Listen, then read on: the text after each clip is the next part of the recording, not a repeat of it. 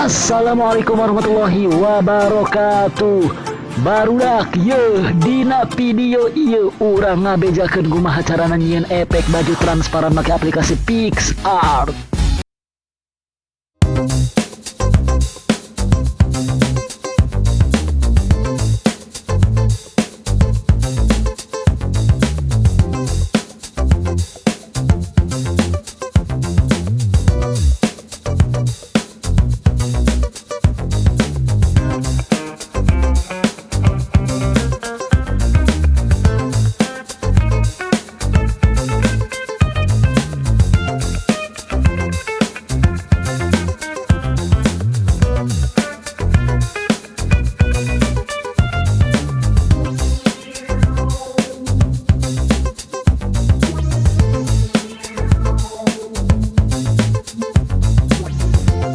Saya ucapkan terima kasih kalian.